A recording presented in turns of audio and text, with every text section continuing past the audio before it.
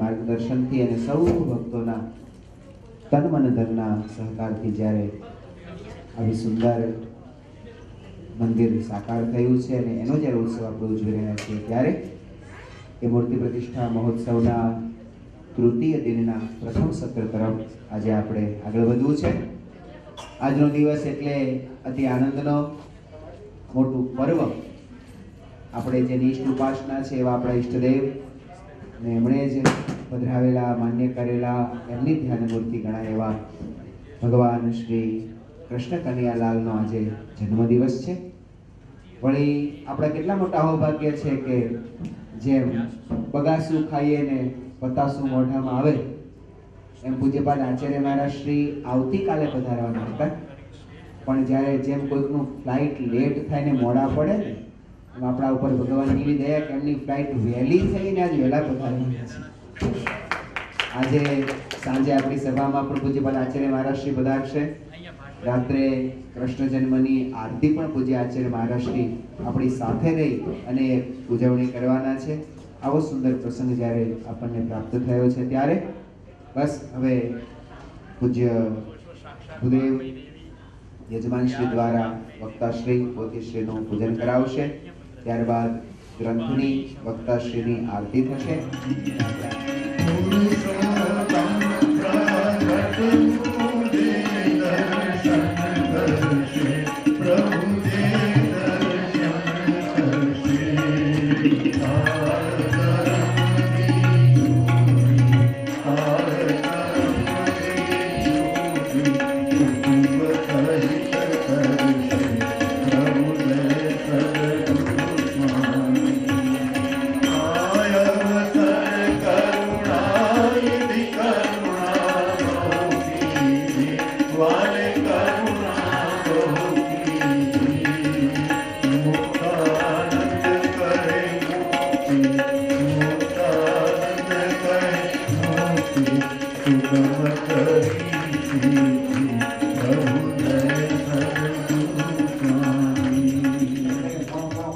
મંદિરના ઢોલકા બાર વગાડે ત્યારે વક્તાશ્રી બાર પધારે અને ત્યારે આ કથા સાંભળવા મળતી.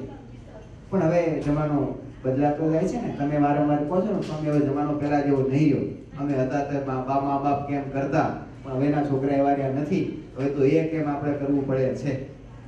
છતાં પણ પૂજ્ય વક્તાશ્રી સભામાં પધારી ચૂક્યા છે. સર્વે ભક્તજનોને ફરી નમ્ર વિનંતી છે સભામાં આવી આપનું સ્થાન ગ્રહણ કરો. ફરી એકવાર એક અતિ આનંદના સમાચાર છે.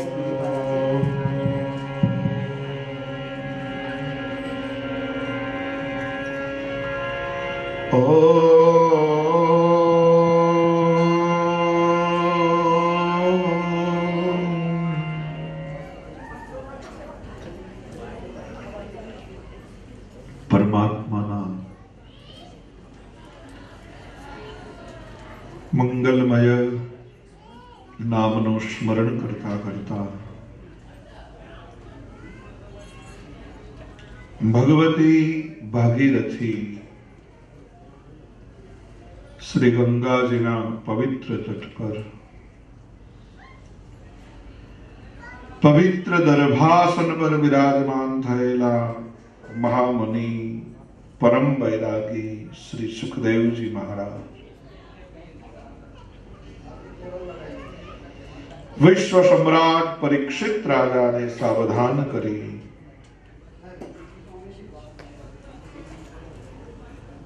શ્રીમદ ભાગવત કથાનું શ્રવણ કરાવી રહ્યા છે.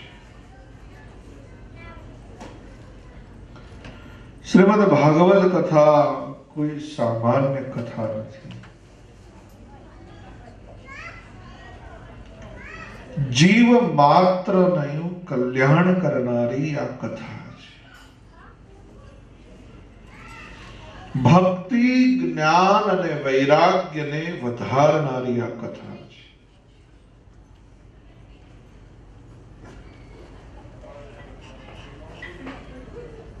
જે પરીક્ષિત રાજાને માથે મોતના નગારા વાગે એવા પરીક્ષિત રાજા અન્ન જલ પુત્ર પત્ની પરિવારનો ત્યાગ કરી સતત ભાગવતનું શ્રવણ કરી રહ્યા છે. ભગવાનની પ્રસન્નતા પ્રાપ્ત કરી અને વિદુરજી સુલભાએ દેહનો ત્યાગ કરતા યાત્રાએ નીકળ્યા છે. યાત્રા કરતા કરતા યમુનાજીના કિનારે આવ્યા છે. વ્રજમાં વ્રજની રજ જોઈ અને વિદુરજી આરોટવા લાગ્યા. શ્રી રાધે શ્રી રાધે શ્રી રાધે. આજે પણ તમે વ્રજમાં જાઓ તો રજનો બહુ મહિમા છે. દ્વારિકામાં ધામનો મહિમા, જગન્નાથપુરીમાં ધામનો મહિમા, બદ્રીનાથમાં ધામનો મહિમા, પણ રજનો મહિમા જોવો હોય તો કેવલ વ્રજમાં છે. વ્રજ રજ એ કોઈ સામાન્ય નથી. વ્રજ તો ટૂંકું નામ છે. આખું નામ તમને સમજવું હોય તો મૂળ શબ્દ છે બ્રહ્મ ચરણ રજ. શું છે? બ્રહ્મ ચરણ રજ. આપણે ટૂંકું નામ ક્યારે પાડીએ કે પહેલું અને છેલ્લું બે જોડીએ એટલે ટૂંકું થઈ જાય. એટલે બ્રહ્મમાંથી પહેલો અક્ષર લીધો બ્ર અને રજમાંથી છેલ્લો અક્ષર લીધો જ. આ બે ભેગા કર્યા શું થયું કહો? હે? વ્રજ. વ્રજ રજમાં વિદુરજી આરોટે છે. કારણ વૈકુંઠમાં તમે જાઓ તોય બ્રહ્મના ચરણની રજ તમારા હાથમાં ન આવે. કારણ કે વૈકુંઠમાં રજ છે નહીં. તો પછી ચરણ રજ મળે ક્યાંથી? વ્રજમાં જ ભગવાન ઉઘાડા પગે ગાયો ચરાવે એટલે રજ મળે છે. અને વ્રજ રજમાં જે આરોટે એના બધા પાપ ધોઈ જાય. આજે પણ વૈષ્ણવો યમુનાજીના કિનારે જઈ યમુના સ્નાન કરતા કરતા વ્રજ રજમાં આરોટતા યમુનાજીને પ્રાર્થના કરે, અમારે બીજું કઈ જોઈતું નથી. હવે વૈકુંઠમાં નથી જવું, વ્રત પડે પછી વૈકુંઠમાં શું જવાનું? કારણ કે વૈકુંઠની અંદર લાલાનું બાવડું પકડાય નહીં. હો, નારાયણનું બાવડું ન પકડાય, એને દોરડે ન બંધાય, એનો ગાલ ખેંચીને ચોર ચોર ન કહેવાય. હા, એ વ્રજમાં કહેવાય. અને એટલા માટે મારા નરસિંહ મહેતાએ લખ્યું, હરિના જન તો મુક્તિ ન માગે, માગે જન્મ જન્મ અવતાર રે. નિત્ય ઉત્સવ નિત્ય દર્શન તમને વ્રજમાં થાય. વૈકુંઠમાં ગયા પછી કોઈ ઉત્સવનો લાભ નહીં મળે. આપણે ઘણા વડીલોને પૂછીએ કે તમારે શું ઈચ્છા છે, તો કે બસ હવે ઉપર જવું છે. હવે ઉપર જઈને શું કામ છે? ત્યાં જઈને મંગળા થવાની છે, ત્યાં શણગાર થવાના છે, ત્યાં આવી જન્માષ્ટમીનો ફલાહાર મળવાનો છે. ખો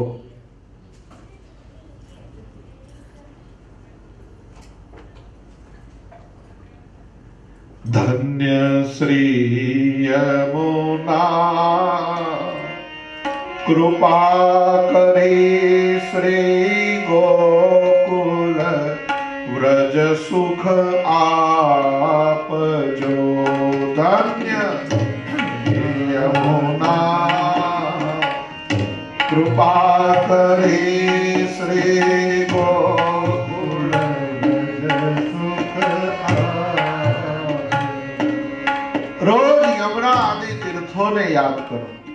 યમુનાજી કોઈ નદી નથી, એ ભક્તિ છે. ભક્તિ, ગંગાજી એ જ્ઞાન, સરસ્વતી એ સંકર્મ. કૃપા કરે શ્રી ગોકુલ વ્રજ સુખ આપજો. કૃપા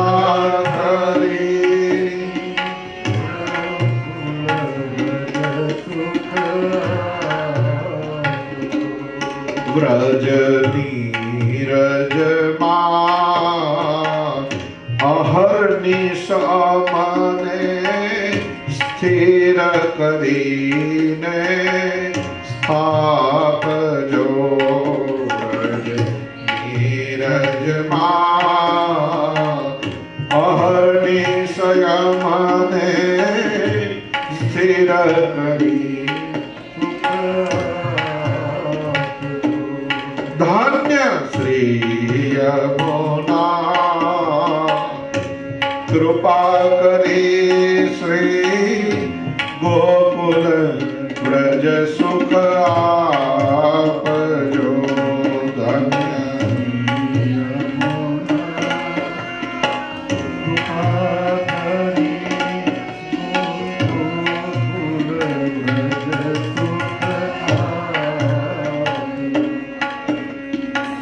તો વ્રજ રજમાં વિદુરજીને ઉદ્ધવજીનો સમાગમ થયો. વિદુરજી ઉદ્ધવજીના ચરણોમાં દંડવત કરીને કહેવા લાગ્યા, આપ દ્વારિકાથી આવો છો, દ્વારિકામાં દ્વારિકાનાથ તો કુશળ છે. ઉદ્ધવજીની આંખમાંથી દળદળાસુ વહ્યા. ઉદ્ધવજીએ કહ્યું કે તમે જે કુશળતાના સમાચાર પૂછો છો, પ્રભુ તો સ્વધામ પધાર્યા, દ્વારિકા સમુદ્રમાં ડૂબી ગઈ. વિદુરજી બહુ દુખી થયા. અરે રે, હવે હું શું કરીશ? મારા ભગવાન વિના હવે હું ક્યાં જઈશ? ઉદ્ધવજીએ કહ્યું, વિદુરજી, ભગવાને પોતાનું બધું તેજ પોતાના લીલા ચરિત્રોમાં પધરાયું છે અને એનું નામ છે ભાગવત. તમે ઋષિ મૈત્રેયના આશ્રમમાં જાઓ, એ તમને ભાગવત સંભળાવશે. નામનું સ્મરણ કરતા કરતા વિદુરજી ઋષિ મૈત્રેયના આશ્રમમાં આવ્યા છે અને મૈત્રેય ઋષિના ચરણોમાં વંદન કરીને બેઠા. બાપજી, મને કથા સંભળાવો. મૈત્ર ઋષિ કહેવા લાગ્યા, આજે હું ધન્ય બની ગયો. વિદુરજી જેવા ભક્ત કથા સાંભળવા આવ્યા છે, મારી વાણી પવિત્ર બનશે. આપણે ભગવાનના ગુણગાન ગઈ શકતા જ નથી, એનો પાર આવે એવો જ નથી. પુષ્પદંતજી મહારાજને કોઈએ કહ્યું કે આ હા હા હા, તમે તો શું મહાદેવના ગુણગાન ગાયા છે. પુષ્પદંતજી મહારાજ લખી દીધું કે મેં મહાદેવના ગુણગાન ગાયા નથી, પણ મમ ત્વેતા વાણી ગુણ કથન પુણ્યેન ભવત પુનામેત્યર્થેષ્મિ પુરમથયા. મમત્વેતામ વાણી, મારી તાકાત જ નથી કે હું ગુણગાન ગાઉં, હા, પણ મારી વાણીને પવિત્ર કરું છું.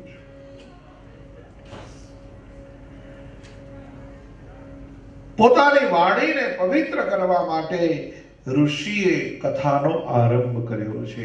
એ કથા આપણે સાંભળવાની છે. સૌ પ્રથમ શેષ સાઈ નારાયણની નાભીમાંથી એક કમળ ખીલ્યું છે.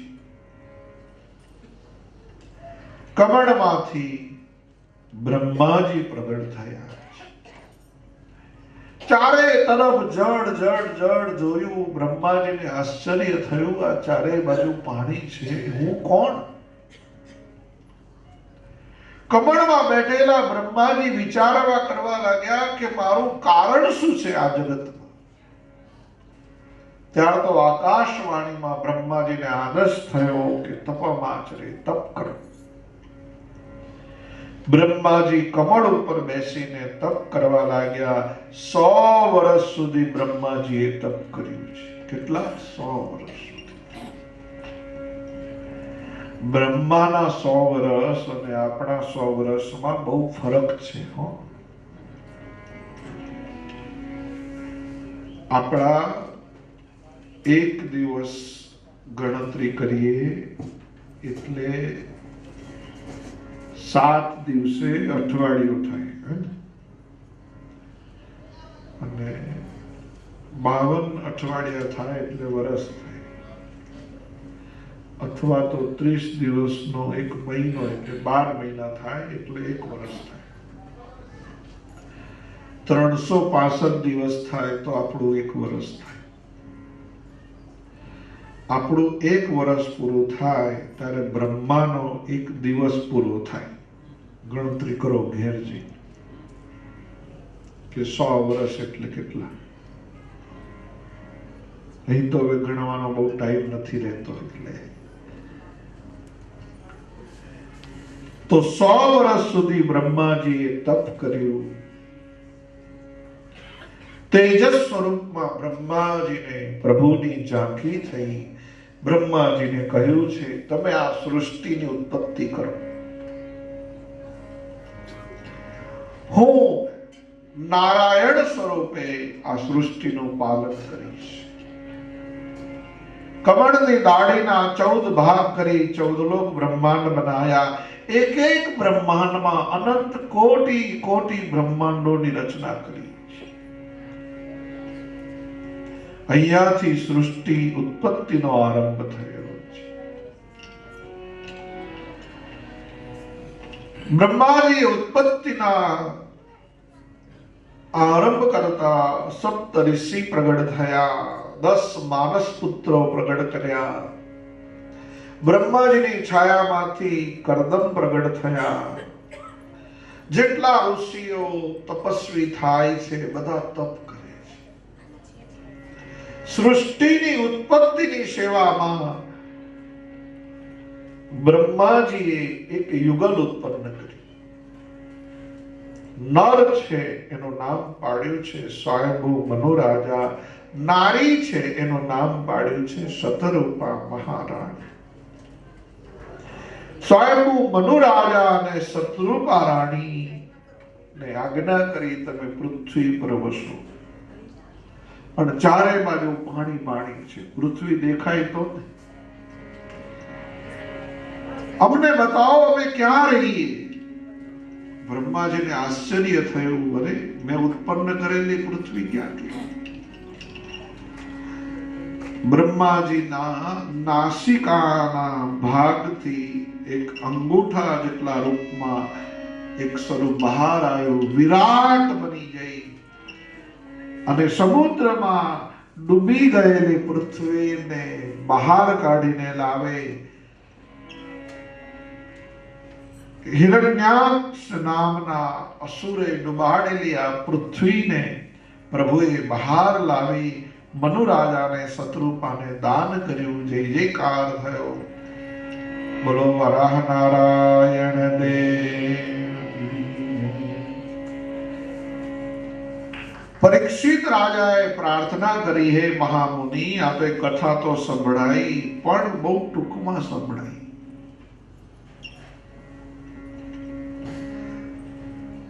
અવતારોનું કારણ શું છે? અસુરો ક્યાંથી આવ્યા? એને આટલું બધું બળ કોણે આપ્યું? પૂર્વકાળમાં ઋષિ કશ્યપજી સંધ્યા વંદન કરતા હતા. સંધ્યા કાળ એક વિપરીત કાળ છે, બરાબર સાવધાન થઈને સાંભળજો.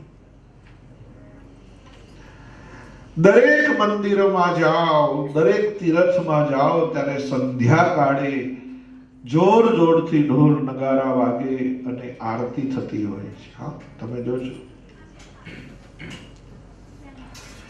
સૂર્ય નારાયણ અસ્ત પામે. સૂર્ય એટલે બુદ્ધિનો માલિક અને ચંદ્ર નારાયણ એટલે મનનો માલિક. ચંદ્રને આગમનની વાર હોય, સૂર્ય અસ્તાચલમાં ગયા હોય, એ સંધિનો કાળ, એને સંધ્યા કાળ કહેવાય. અને એ સમયે જો તમે ભગવાનના નામનું સ્મરણ ના કરો તો તમારી બુદ્ધિ ને મન બગડી જાય. જ્યારે જ્યારે માણસના મનમાં કુવિચાર આવે છે, જ્યારે જ્યારે કપટ આવે છે, દંભ આવે છે, ઈર્ષા આવે છે, ત્યારે સમજવાનું એની બુદ્ધિ બગડી ગઈ. અને બુદ્ધિ ક્યારે બગડી જાય? સંધ્યાકાળ થાય. અને એટલા માટે સંધ્યાકાળે ભલે તમે ગમે ત્યાં હો, ભગવાનને યાદ કરજો. આપણા મંદિરોમાં રોજ સંધ્યાકાળે આરતી થાય છે. હરિદ્વારમાં, કાશીમાં, બધે ગંગાને કિનારે આરતી થાય છે.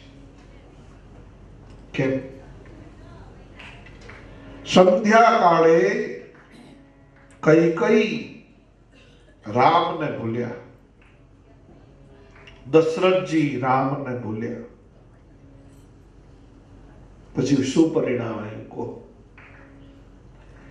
સંધ્યાકાળે રામને ભૂલીને જે દશરથજી કૈકેયીને મળવા માટે કોપ ભુવનમાં ગયા, એ ગયા.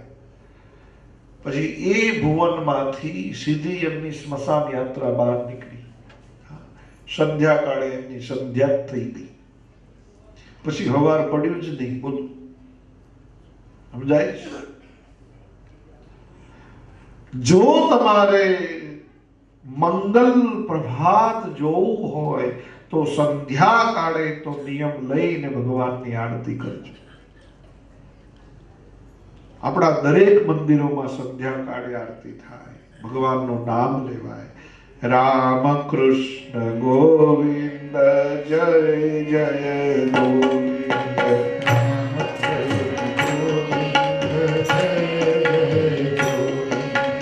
રામ કૃષ્ણ ગોવિંદ જય જય ગોવિંદ. તાલી પાડી દીધા.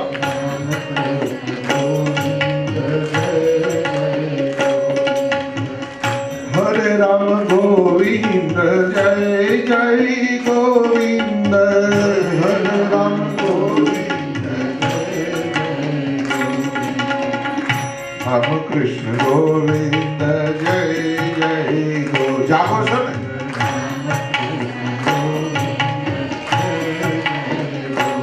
હજુ તો સંધ્યાની વાર છે. આજ તો રાતના 12 વગાડવાના.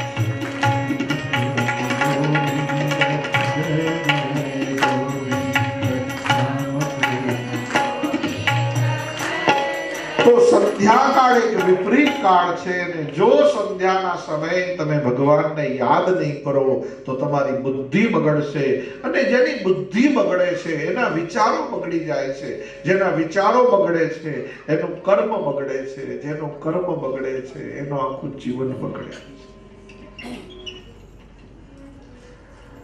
કળિયુગના માણસો દૂધ ના બગડે એની ચિંતા બહુ કરે. અમારે ખાસ બહેનો તો દૂધ કાઢ્યું હોય બજાર આમ ફ્રીજમાંથી, છોકરાને બૂમો પાડીને કહે, એ મૂકી દીધું? હા, હજુ તો ઓલો સિરિયલમાં નાખતો જ હોય, ત્યાં સુધી તો બૂમા બૂમ કરે, જલ્દી મૂકી દો, દૂધ બગડી જશે. અને દૂધ બગડી જાય ને આપણને ખબર ના પડે તો હવારમાં શું થાય? સા બગડે. અને જેની સા બગડે એનો દી બગડે. જેના ઘરમાં અથાણું બગડે એનું આખું વરસ બગડે, જેનું લગ્ન બગડે એની આખી. ના, એવું નથી હવે તો. સવાર બગાડશો નહીં, અને સવાર ના બગાડવું હોય તો સંધ્યા બગાડશો. બહુ સમજો માણસો શું કરે ખબર? સવારમાં કઈ જવાનું હોય વહેલા તો રાત્રે જ સંધ્યાકાળે બધું તૈયાર કરી નાખે. સમજો છો? આપણા વડીલો બીજે દિવસે ક્યાં જવાનું હોય, પહેરવાના કપડા, બેગ બધું આમ તૈયાર કરે, કારણ કે સવાર પછી બગડે થાય. અને આપણે બધા સંધ્યાકાળ થાય ફરવામાંથી નવરા ના પડે. આજના માણસો સંધ્યાકાળ થાય ને એટલે પછી બગીચામાં ફરવા નીકળી જાય. હેડો સંધ્યાકાળ ફરી આવી, પછી ફર્યા જ કરે. પુનરપી જરણમ પુનરપી મરણમ પુનરપી જનની જઠરે શયનમ. હે જન્મના મરણના ચક્રમાં ફર્યા જ કરો, ફર્યા જ કરો. ઋષિ પત્ની દિતિ દેવી સંધ્યા કાળે ભગવાનને ભૂલી અને બગીચામાં ફરવા માટે નીકળ્યા.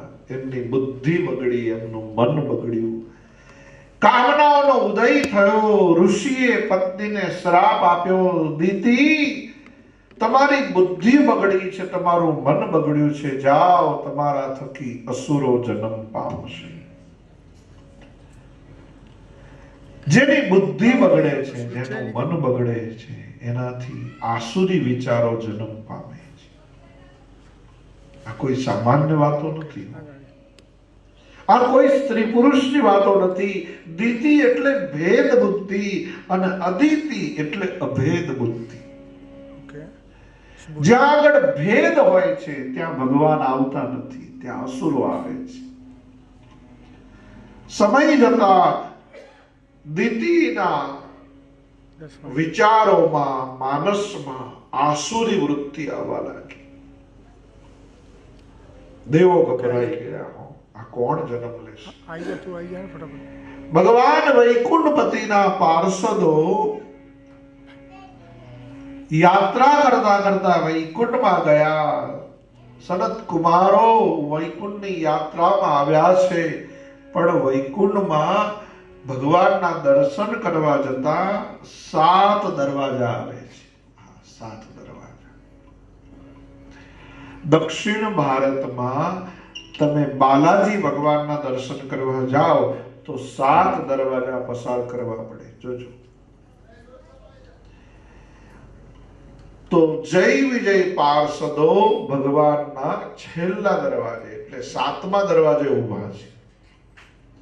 આ સનત કુમારો બ્રહ્માજીના માનસ પુત્ર કુમારો 6 દરવાજા ઓરંગી લીધા અને 7મા દરવાજે જ્યારે ગયા ત્યારે જય વિજય પાર્ષદોએ અટકાવી દીધા. ઉભારો, રૂક જાઓ, અહીંથી આગળ નહીં, નો એન્ટ્રી. કુમારોને તો ક્રોધ આવી ગયો. અમે નારાયણના દર્શન કરવા જઈએ છીએ, તમે અટકાવો છો. તમારી બુદ્ધિમાં ભેદ છે. જાઓ, અમે તમને શ્રાપ આપીએ છીએ, અસુર બનીને જન્મ ધારણ કરો. તમારું અહીં કામ જ નથી વૈકુંઠ. કુમારોનો શ્રાપ લાગતા જય વિજય પાર્ષદો ભગવાનના શરણમાં આવ્યા. પ્રભુ, અમે તો તમારા દ્વારની રક્ષામાં ઉભા છીએ અને અમને આવો શ્રાપ લાગી ગયો. ભગવાન દયાળુ છે. પાર્ષદોને કહ્યું, જુઓ, આ ઋષિઓએ શ્રાપ આપ્યો છે ને, એમાં તમારું કલ્યાણ છે. તમે જાઓ પૃથ્વી પર જન્મ લઈને, હું તમારો ઉદ્ધાર કરવા માટે અવતાર લઈને આવીશ. પહેલી વાર જય વિજય પાર્ષદો હિરણ્યાક્ષ હિરણ્યકશિપુ બનીને આવ્યા છે. પહેલો અવતાર છે એ લોભનો અવતાર છે. બીજી વખત રાવણ અને કુંભકર્ણ બનીને આવે છે એ કામનો અવતાર છે. અને ત્રીજો અવતાર લે છે શિશુપાલ અને દંતવક્ર, એ ક્રોધનો અવતાર છે. ભાગવતના તૃતીય સ્કંદમાં લોભને મારવાની કથા છે. પહેલા આપણે લોભને મારવા. હિરણ્યાક્ષ હિરણ્યકશિપુ એટલા બધા મોટા થયા, વધ્યા જ કરે. ભાગવતમાં સમાધિ ભાષામાં વ્યાસજી એવું વર્ણન કર્યું છે કે રોજના એક ઝાડ જેટલા વધે છે. એક ઝાડ જેટલા રોજ. જરા વિચાર કરો, આ કેટલા વધ્યા હશે. ઘણા લોકો છે ને આમ કથામાં હોઈ જાય, હરખો ટેકો મળે એટલે, પણ આવી વાત આવે ને ઝબકીને જાગે. ઉભા રહો બાવજી, ઉભા રહો. આટલા બધા મોટા થયા, રોજના ઝાડ જેટલા. તો એક જણો મને પૂછે, મને કે એ બિચારા આડા થઈને હુઈ નહીં શકતા હોય, આટલા બધા ઊંચા હોય પછી આડા થઈને હુઈ જાય તો દશા શું થાય? કો દુનિયાના બધા રોડ બંધ પડી જાય. એક જણો કે આટલા બધા વધતા હોય તો પછી આ બાળકોની માં એને કપડા કેમ નહીં પહેરાવતી હશે? અને કપડા કદાચ પહેરાવે પણ સીવવા વાળો દરજી વધવો જોઈએ જોડે જોડે, કારણ કે રોજના એક ઝાડ જેટલા વધે. કથામાં જે વર્ણન આવે છે એ કોઈ લૌકિક નથી. કથાના આ વર્ણનને કોઈ લૌકિક દ્રષ્ટિએ જોશો નહીં. ઘણા રામાયણની કથા સાંભળે પછી સવાલ કરે, આ રાવણને 10 માથા હતા, સાચી વાત? અમારે ના તો પડાય નહીં, વર્ણન છે એટલે કેવું પડે. હા, રાવણને 10 માથા હતા. મન કે તો પછી એને સીતાજીનું હરણ કરવાનો ટાઈમ મળે કેમ ન? મેં કીધું કેમ? અમારે એકનું એક છે તો 2-4 કલાક પરવારવામાં થાય છે. આ એક મોઢેથી ખાઈએ, એક મોઢું ધોવામાં, પાછું દાઢી કરો, પાછું બ્રશ કરો, પાછું વાળ હરખા કરો. હવે એક મોઢામાં માણસને 1 કલાક લાગે. જેને 10 માથા હોય એને રોજના 10 કલાક લાગે કે ના લાગે?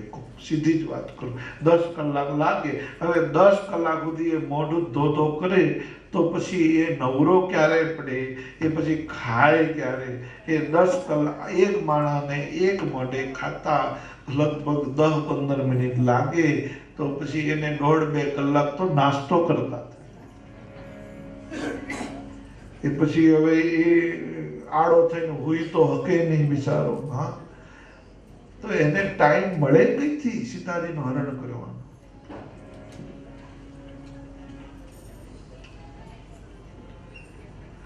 અને દુનિયામાં વગર હરણ કરે એ દુખી હશે. મેં કીધું કેમ? અમારે એકનું એક છે તો એ ઘરમાં દુખે. એને 10 છે એટલે પછી મંદોદરીને કેવું પડે ને કે આ 3 નંબરનું દુખે છે. આજ 7 નંબરનું દુખે છે, કારણ કે 10 માં કયું દુખે એને ખબર હું પડે. અડધી કલાક એક માથું દબાવે તો એમાં જ કેટલા 5 કલાક તો એમાં જતા રહે. આ કથા કોઈ લૌકિક નથી.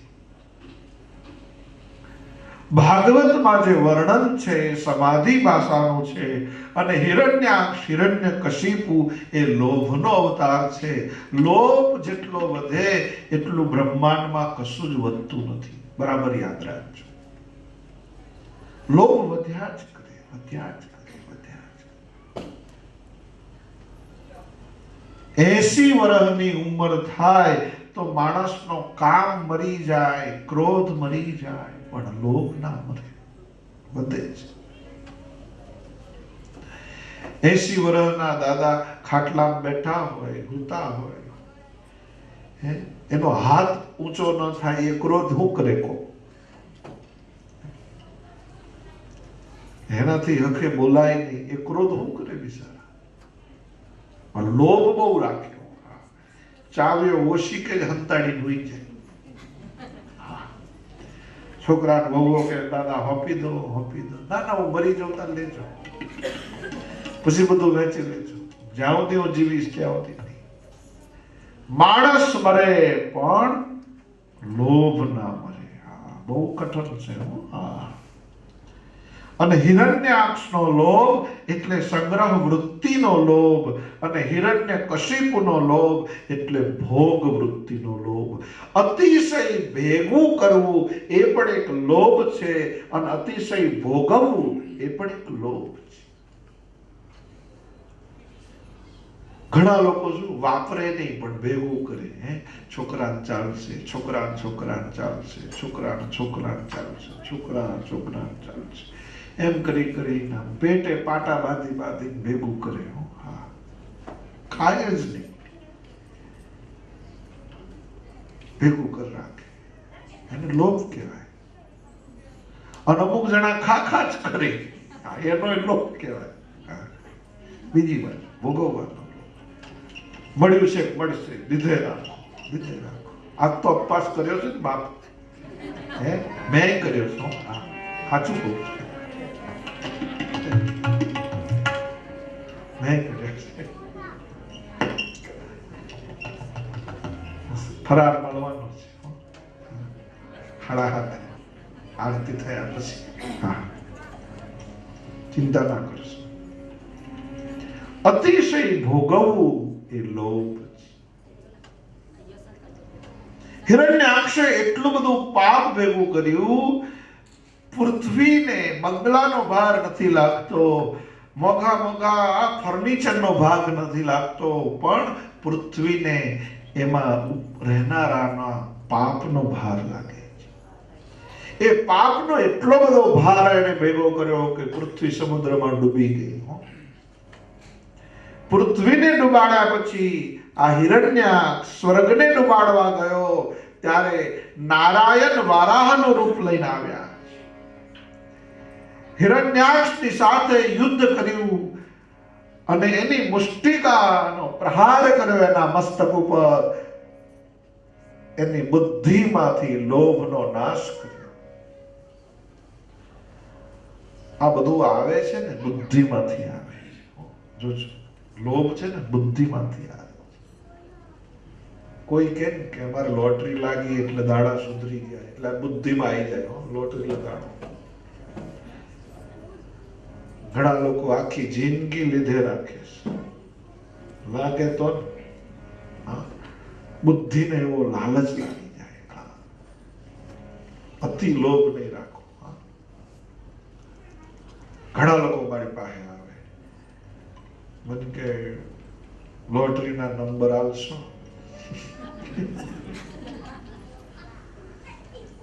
પગે લાગીને કહું, ભાઈ મને જો ખબર પડતી હોત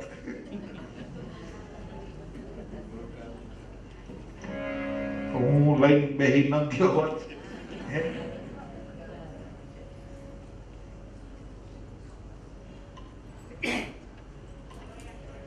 માણસોને કેટલો લોભ હોય.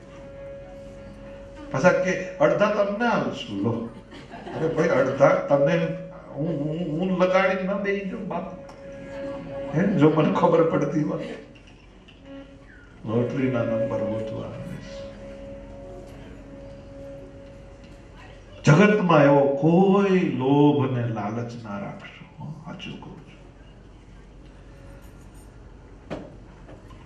આખી જિંદગી લીધી લોટરી પણ ક્યારે લાગી ના એ લોટરી શા કામની. છે નોટો તણી થોકડી પણ નંબર નથી એમાં તો એ થોકડી શા કોમની. કરી શેઠની નોકરી ક્યારે કામ લાગ્યો જ ના એ શેઠની નોકરી શા કામની. આખી જિંદગી લીધી લોટરી ક્યારે લાગી જ ના એ લોટરી શા કામની. રાખી મંદિરમાં ટોકરી આરતી ટાણે જ ન વાગે એ ટોકરી શા કામની. કરી શેઠની નોકરી કારે કામ લાગ્યો ના એ નોકરી શા કામની. ભગવાને આપી છે માનવ શરીરમાં આ મજાની ખોપડી અને એ ભગવાનને ન ઓળખે તો એ ખોપડી શા કામ. તમને ને મને લોટરી લાગેલી જ છે. કઈ લોટરી કહું? બડે ભાગ માનસ તન પાવા. બડે ભાગ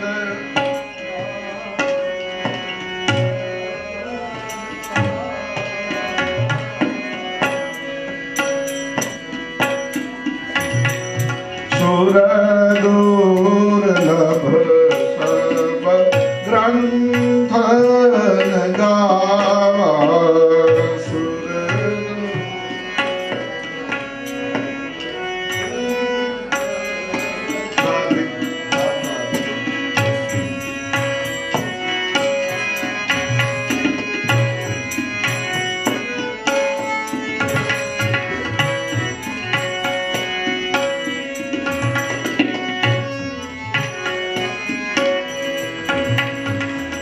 બડે ભાગ માનસ તન પાવા. બડે ભાગ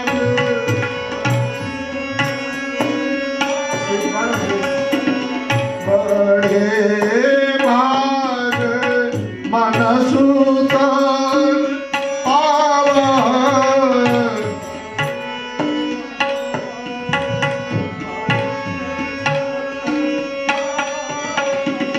સુર દુર્લભ ગ્રંથ ગાવા.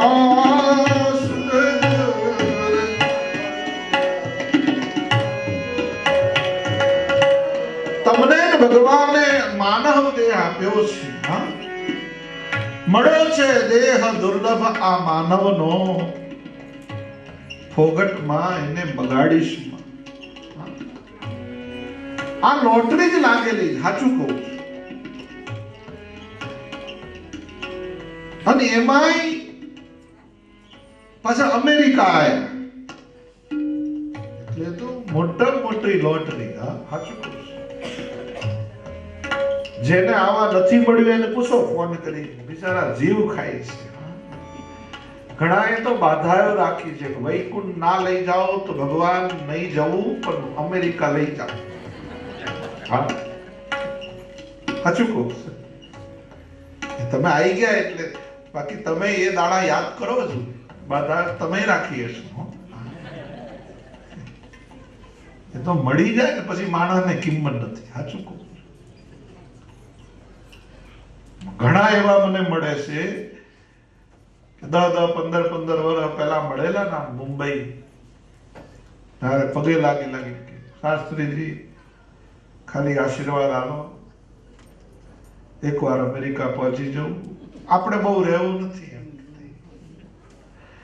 25 લાખ ભેગા થઈ જાય ને પાછો આવતો રહીશ, પાછો આવતો. જેટલા ચડ્યા છે બધા પાછા આવવા માટે ચડ્યા છે. પૂછો કોઈ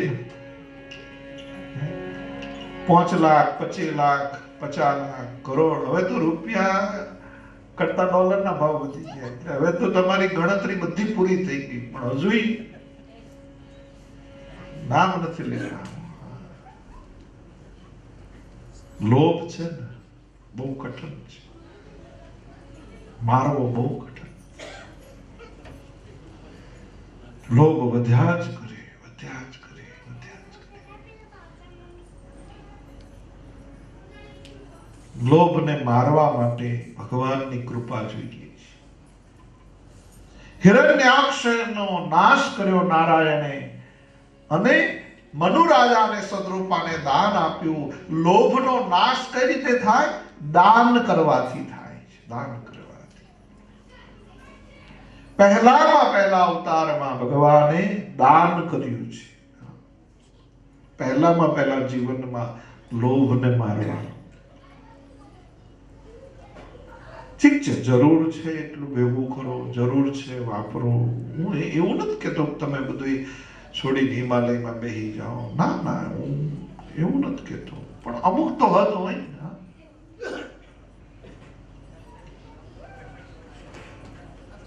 અમુક લોકો જયારે ઉતર્યા ત્યારે મંદિર હતું નહીં, સત્સંગ થતો હતો ને, દોડીને આવતા હતા અને રોજ કરે, હે ભગવાન હરખી નોકરી મળી જાય ને સારું છે, હરખો ધંધો મળે ને સારું છે, અને પ્રાર્થના કરે, સંતોને પગે લાગી કે કઈક આશીર્વાદ આપો.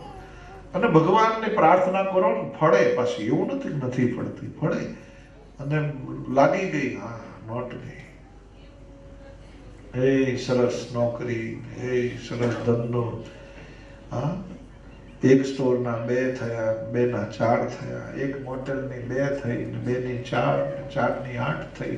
અત્યારે પ્રતિષ્ઠાના ગાડા આયા છે. આપણે ફોન કરીને કહીએ ને કે આવો બાપજી આજે આવવાના છે, તો પાછા કે હમણાં તો ટાઈમ નથી થયો. એ જયારે બેકાર હતા ત્યારે આપણે ભગવાનને પ્રાર્થના કરી, હે ભગવાન આને કઈક કામે વળગાડો, હા, આને કઈક બિચારા ધંધો હારો બનાવો. અને જયારે હવે હારો ધંધો મળી ગયો ત્યારે પાછા એ જ ભગવાનને કહે છે ટાઈમ નથી, કે સ્ટોર સંભાળવાની કોઈ છે જ નહીં. હવે અમારે શું કેવું કહો ભગવાન તમારા માટે? એવું કેવું કહેવાના પાછો બેકાર કરો. તમને એટલી તો લાજ રહેવી જોઈએ કે જે ભગવાનની સેવાથી, જે ભગવાનની કૃપાથી આજે આટલો બધો, અને એને જ માટે તમને એમ છે ટાઈમ નથી.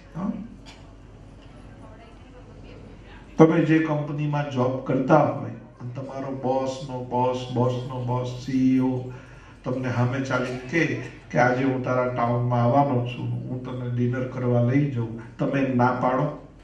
હે, તમે શું કહો? હા હું લઈ જઈશ તને. હા, અને તમે એને માટે સ્પેશિયલ એરેન્જમેન્ટ કરો. તમે વિચાર તો કરો, આ લોકમાં સામાન્ય બોસ માટે પણ તમે ટાઈમ ફાળવો છો. હા, એને જમવા લઈ જાઓ, એને દેખવા લઈ જાઓ, તમે એટલું બધું કરો છો. તો ભગવાન તો તમને નથી લાગતું કે બોસનો બોસ છે? હા, એને માટે તમને ટાઈમ ના આપવો પડે? તમે તમારા બોસને ટાઈમ ના આપો શું થાય કહો? નોકરી પ્રમોશન ના મળે, છૂટા કરી નાખીએ. આ તો ટાઈમ નહીં આલો તોય યાદ કરીને તમને સુખી કરે છે પાછા. અહીંયા પનિશમેન્ટ તો છે જ. હું તો તમને એટલી પ્રાર્થના કરું, કદાચ અહીંયા તો મહાત્મામાં બધે લખ્યું છે, કથા સાંભળે એનું તો કલ્યાણ થાય જ. ઘેર જઈને તમે કોઈને સંભળાવશો તોય કલ્યાણ થશે. અને કદાચ અહીંયા ન હોય તો વાંધો નહીં, ઘેર બેઠા એ લોકોને કહીએ તમે અમને યાદ કરજો. કથા ચાલે છે, હા, ઘેર બેઠા યાદ કરશો ને તોય કલ્યાણ થશે.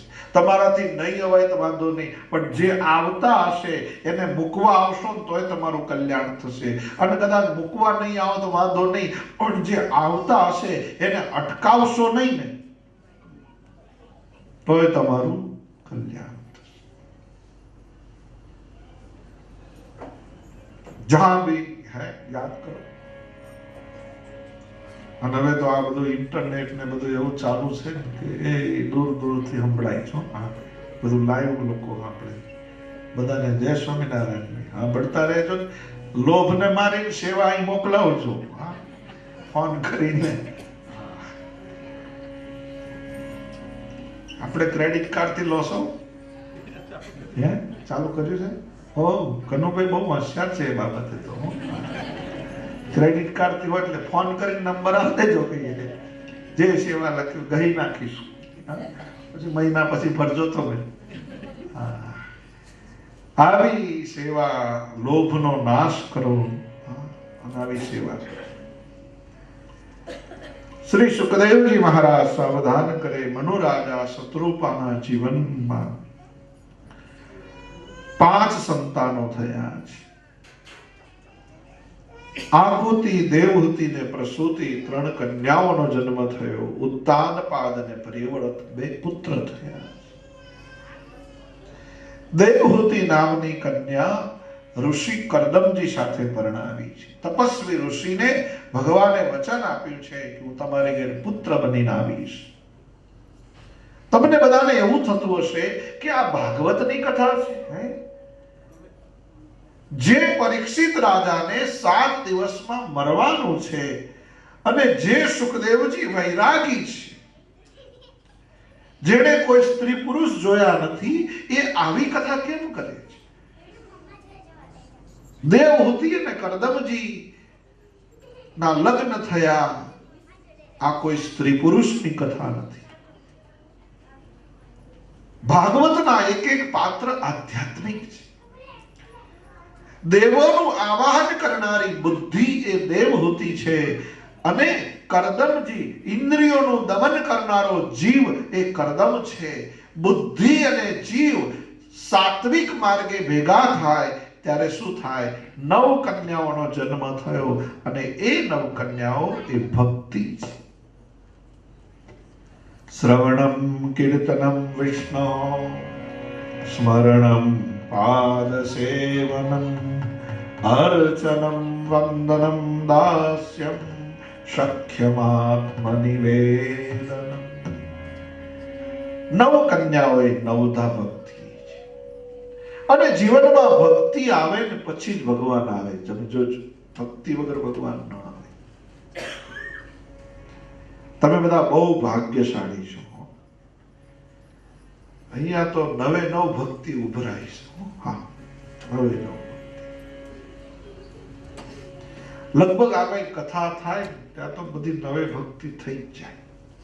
કારણ કે પહેલી ભક્તિ શ્રવણમ, એટલે કથા સાંભળવાનું બેઠા બેઠા, એટલે શ્રવણ તો થઈ ગયું. એમાં આપણે કશું કરવાનું નહીં. ઊંઘ આવે તો ઊંઘી જવાનું શાંતિથી. ભક્તિ તો થવાની જ. ઘણા મને પૂછે, મને કે અમે ઊંઘી જઈએ તો અમને પુણ્ય મળે? મળે કેમ ના મળે? મને કે ભગવાનને ખબર ના પડી જાય કે આ બંધ થઈ ગયા છે? મેં કીધું ના, એવું છે નહીં. અહીંયા એરપોર્ટમાં તમે જાઓ અને પાર્કિંગમાં જાઓ ત્યારે પહેલા ટિકિટ નીકળે, ખબર ને? ઇન ટાઈમ કેટલા વાગે ગાડી અંદર ગઈ એ ટિકિટ નીકળે. પછી જો જગ્યા મળે તો તમારે ગાડી મૂકી દેવાની. પછી ભૂલથી ગાડીની બેટરી એટલે લાઇટ ચાલુ રહી હોય, એન્જિન ચાલુ રહ્યું હોય કે એન્જિન ઓલવાઈ ગયું હોય, લાઇટ ઓલવાઈ ગઈ હોય, એ ઓલી ટિકિટના ટાઈમને એને લેવા દેવા નહીં. હા, અંદર ગયા પછી જો ગાડી મૂકી દીધી, ગાડી ચાલુ હોય બંધ હોય એનું કોઈ ઠેકાણું, કઈ ચિંતા નહીં. પછી જયારે ગાડી બહાર કાઢો ને ત્યાર પછી ટિકિટ નાખવાની, આઉટ ટાઈમ. હા, કેટલા વાગે બહાર નીકળી અને 1 કલાક પ્રમાણે તમારા પૈસા ચૂકવાય. એટલે સમજણ પડે? હું શું કહું છું, તમે મંદિરમાં આવો ને એટલે પંચ થઈ જાય ટાઈમ કે તમે 4:32 આયા હતા, ખાલી ડબ્બા અને ખાલી પર્સ લઈને આયા હતા, એ બધું લખાઈ જાય, પંચ થઈ જાય. હા, અને પછી બેહો, પછી જો બેહો તો પછી હુઈ જાઓ તોય વાંધો નહીં, પ્રસાદ ખાઓ તોય વાંધો નહીં. ઘણા તો ચા નાસ્તો શાંતિથી કરે. પછી પેલા હમણાં સ્વામી કહેતા હતા કથા ચાલુ થઈ ગઈ ભાઈ ચલો ચલો, તો પછી આ બીજા બધા બાર વાતો કરે. એ તો હમણાં ચાલશે, થોડું જોમે એટલે જઈએ. એટલે હવે અહીં હું જોમવાનું છે તમારું જાણે જોમે એટલે જઈએ. કા કઈ નાટક છે? જોમે એટલે જઈએ કે પછી પાછા કે અંદર જઈને તો બેહવાનું જ છે ને, થોડું બહાર પગ છૂટા કરીએ. તો અમારા પગ ફરી ગયા છે તો તમારે છૂટા કરવા રાખે છે. હમણાં જોમે એટલે જઈએ કે થોડું ચા બા પી લઈએ, પાછા નાસ્તો કરી લઈએ, પાણી પી લઈએ. કથા અમારે વાંચવાની, ગળું એમનું હુકાય. બોલો, થોડું જોમે એટલે જઈએ.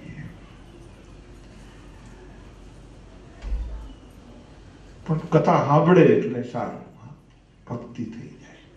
પછી તમે જયારે બહાર જાઓ એટલે પાછું ટાઈમ આઉટ, પંચ થઈ જાય કે આટલા વાગે તમે બહાર નીકળે. એટલે જેટલો કલાક આ ભૂમિમાં તમે રહો એનું તમને અનંત ઘણું ફળ મળે, અનંત ઘણું.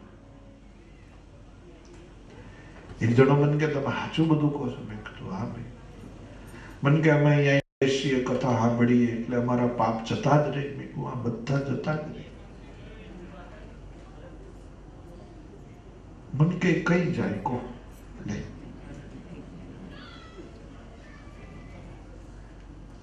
પાપ જતા રહે બરાબર છે, પણ અમે બધા બેઠા, અમારું મોઢું તમારી સામે હોય બરાબર. અમારા પાપ અમારી પાછળથી ભાગીને જાય, તમે જોયો તો હશે ને. પાછા મને પૂછે કઈ જાય કહો? મેં કહું આમાં બહુ બુદ્ધિ દોડાવવા જેવું છે નહીં. જે લોકો અહીં નથી આયા સીધો એમ નામ જાય. એટલે કાલે ફોન કરીને કહેજો બધા હેડો, નહીં તો અમારો નીકળેલો. ઘરે કોઈ મેલી ના રાખશો, નહીં તો તમારા પાપ એમ નામ જશે. એ તો સીધી જ વસ્તુ છે ને. 1+1 થાય, એક જગ્યાએથી માઇનસ થાય તો બીજે પ્લસ થવાનું જ છે. સવાલ જ નથી. તો તમારે નક્કી કરવું છે કે પ્લસમાં રહેવું કે માઇનસમાં.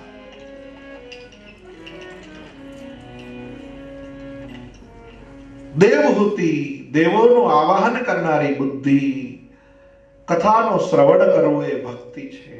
કથામાં પાછું કીર્તન થઈ જાય. અમુક સમય થાય એટલે તાલી પાડીને આપણે ભજન ગઈએ, કીર્તન કરીએ. ઘણા લોકો નહીં કરતા, પણ હવે શું કરીએ? હું તમને એટલે કરાવું છું કીર્તન કે તમે જોરથી તાલી પાડીને ગાઓ તો બાજુવાળાનો ઊંઘ આવી હોય જાગે. શ્રવણમ કીર્તનમ વિષ્ણુ સ્મરણમ, જે સાંભળ્યું હોય એને સુમિરન કરવાનું, વાગોડવાનું, યાદ કરવાનું. સુમિરન, સ્મરણમ. અને જો કે તમને તો અહીંયા બહુ સારો ટાઈમ મળે છે. વર્ષો પહેલા અમારે ત્યાં ગામડામાં કથા થતી હતી ને, એટલે લોકોને બહુ નજીકમાં, ઘરમાંથી બહાર નીકળે ફળિયામાંથી ત્યાં તો કથા મંડપ આવી જાય. પણ છતાં એ લોકો ચાલી જતા. તમારે તો કલાક ડ્રાઈવ કરીને આવવાનું જવાનું, એટલે બહુ સારું સુમિરન થાય. અમારે ત્યાં ગામડામાં કથા થાય, લોકો આમ પ્રસાદ લે ને પછી જતા બધી વાતો કરે. આ કથામાં આવ્યું હતું. એક જણાએ પ્રસાદ લેતા પૂછ્યું કથા કેટલે પહોંચી? લે તો પેલા માજી કે લે પ્રસાદ ખા, તારે શું કામ છે? ના મને છેલ્લે ઝોકું ચડી ગયું હતું, એટલે યાદ ન રહ્યું કે મહારાજે કથા કેટલે પહોંચાડી. કારણ કે રોજ સાંભળતા હોય તો ખબર તો પડવી જોઈએ કેટલે વાર્તા પહોંચી, કાલ કેટલે ચાલુ થશે, કથા કેટલે પહોંચી. પેલા કે તમારે ચિંતા નહીં કરવાની, પ્રસાદ ખાઓ. અરે નાના કહો તો ખરા, તમે જાગતા હતા, પ્રસાદ લઈ આવ્યા. પછી કથામાં તો પ્રસાદ માટે ભીડ બહુ થાય ઇન્ડિયામાં તો. અને એમાં ચોખ્ખા ઘીનો શીરો હોય ત્યારે તો લોકો બે હાથે લઈ લે. વેચવા વાળો તો ખબર ન પડે ને જમણો છે કે ડાબો છે, લીધે રાખે. કથા કેટલે પહોંચી, પછી ઓલા માજીએ બહુ ચોખ્ખું કહ્યું, જો એ આપણે ચિંતા કરવાની જરૂર નહીં, એ શાસ્ત્રીજી યાદ રાખીને જાય ને આવે, આપણે તો જઈને બેહવું, હરખી ઊંઘ આવે તો ઊંઘવું, પ્રસાદ મળે લઈને ઘેર જવું સુઈ જવું. તમે એવું ના કરશો, તમે યાદ રાખજો, સુમિરન સ્મરણમ શ્રવણમ કીર્તનમ સ્મરણમ પાદ સેવનમ. અહીંયા પ્રદક્ષિણા ફરજો, અહીંયા નાનામાં નાની સેવા કરજો. ઘણા લોકો પૂછે કઈ સેવા બતાવો, કઈ સેવા બતાવો. અરે અહીંયા તો એટલી બધી સેવાની જરૂર છે. હા, ચારે બાજુ આમ જરૂરત છે. નાના બાળકોને હાચવો એક સેવા છે. બધાના જોડા હરખા ગોઠવીને મૂકો એ સેવા છે. રસોડામાં હેલ્પ કરવું એ સેવા છે. અને મોટામાં મોટી સેવા, કોઈને નડ્યા વગર ખૂણામાં બેહીને ભગવાનનું નામ લો, એક મોટી સેવા છે. ઘણા સેવા કરે નહીં, બધા નડે બહુ. કોઈ નડવું નહીં ને એ પણ એક મંદિરમાં બહુ મોટી સેવા. સાચું? હા, ઘણા આવે ને આમ એવા, આમ અહીંયા અમારા ઘણી વાર કથામાં અહીં બેહી જાય, મને કે હું ગઉં છું ને મને બહુ શોખ છે, મને અરે અમે પગે લાગીએ, બાપ અહીંથી જાઓ, રેડિયોના સ્ટેશન બધા નવરા પડ્યા છે. નડવું નહીં, એક સેવા. જે કાર્ય કરતા હોય એને કરવા દેવું, એક સેવા છે. કોઈને અટકાવવા નહીં, એક સેવા છે. સેવા કરે એની નિંદા ન કરવી, એક સેવા છે. જે સેવા કરે એનો ઉમંગ વધારો. તમારાથી ના થાય વાંધો નહીં, જે કરે એને તો કરવા દે. ઘણા સેવા કરે નહીં, કરવા દે નહીં.